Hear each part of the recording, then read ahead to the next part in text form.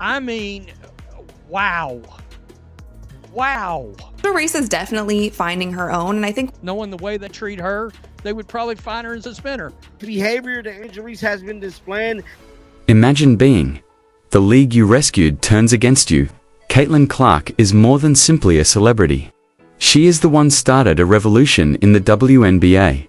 But instead of acclaim, she's receiving tech fouls, harsh headlines, and no response from the top. Now a legend, Subbird, is breaking that quiet. You need to hear what she uncovered. Of the Angel Reese drama, because she has simply smacked the clipboard out of an assistant coach's hands. Yes. Is walking over to the bench and she slaps the clipboard out of her coach. Let's start with the podcast that blew the roof off. Sue Bird. Yeah, the four-time WNBA winner, Olympic gold medalist, and total icon, delivered a reality bomb on her Bird's View podcast. Instead of applauding Caitlin Clark for smashing records and introducing millions of new fans to the game, she made a hard left. She talked about something deeper, something unsettling. She alleged WNBA PR people were purposefully downplaying Clark's accomplishments. Real League documents ordered broadcasters to reduce Caitlin's segments and emphasize league-wide themes. That's crazy. Now ask yourself, why would a league that's exploding in popularity because of one rookie attempt to extinguish her light? Sue contrasted it to her own first year, where veterans pulled her up, not kept her down. And the way she said it, you could sense the irritation. This animosity was disappointment. And when someone like Sue Bird speaks out, you know it's not noise, it's a warning. So, what precisely is going on here? Here's when things start to become awkward. Sue told about a behind-the-scenes WNBA meeting when a top exec literally asked, "Can we use the race angle to boost mid-season ratings?" That's not simply terrible PR.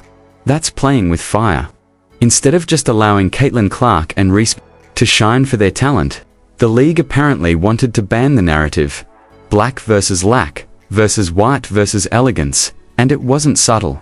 There was a real document flying around labeled Racial Arc Plot Techniques. It includes concepts like M-split-split, screen images of Clark and Ree with ice versus grit, basically turning their skin tone and playstyle into a media hook. But here's the deal. Caitlin and Angel didn't ask for that.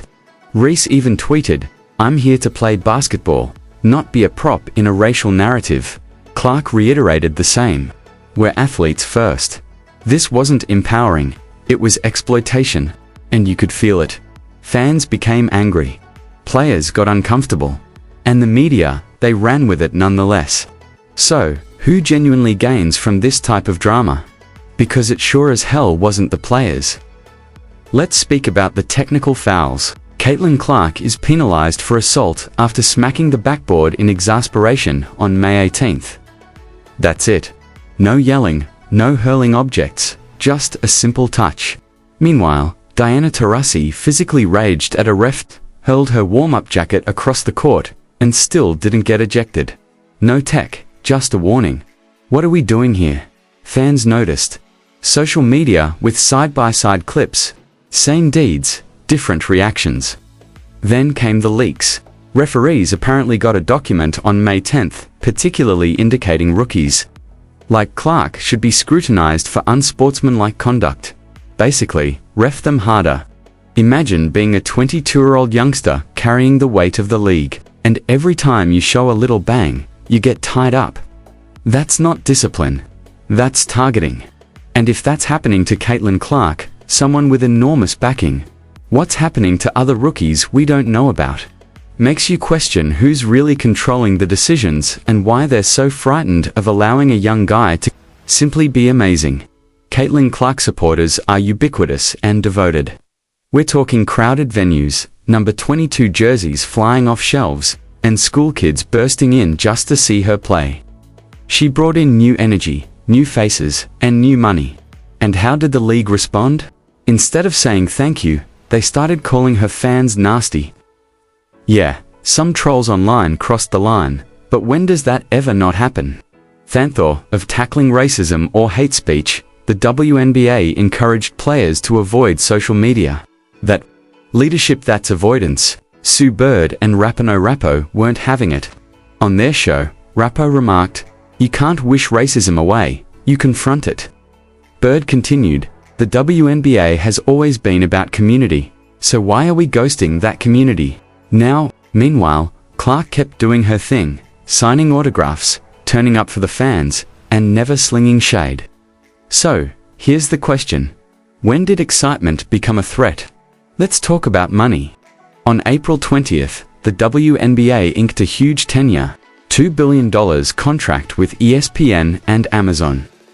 That's triple-tier prior agreement, and you already know why. Caitlin Clark. She's the reason ratings are up 240%.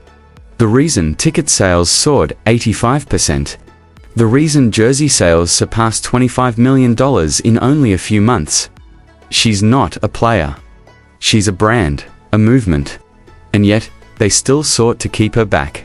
A leaked internal doc, titled Safe vs. Starley lays it out. Option A, go all in on Clark. Option B, drama and rivalries, lies, and balanced exposure. Why? Because they were terrified of making it too much about her. But how can you develop the league without honoring your biggest draw? You don't dim LeBron. You don't underestimate Serena. You lean in. So why is the WNBA acting scared? What occurred next was tragic and inevitable. Instead of leaning into Clark's talent, the league leaned into the turmoil. Every harsh foul turned into a headline. Every technical infraction turned into a viral clip. Every small scuffle became Caitlin versus the world.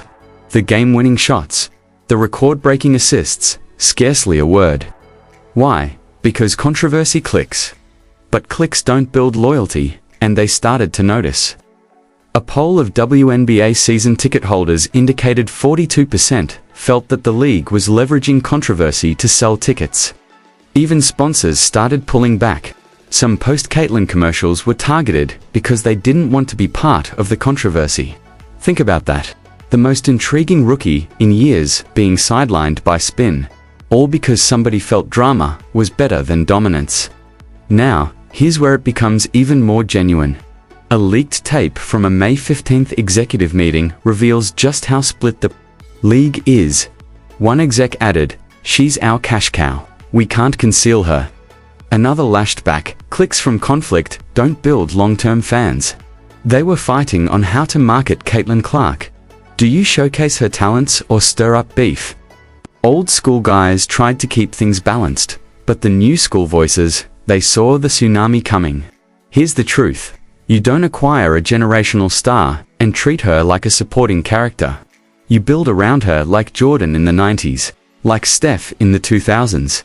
10. Caitlin Clark isn't the problem, she's the blueprint. So why does it feel like they're terrified of their own success? You know who really felt the impact? The players themselves are the ones in the limelight and the ones observing from the bench.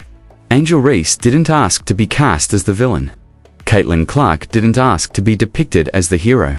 They never auditioned for a rivalry.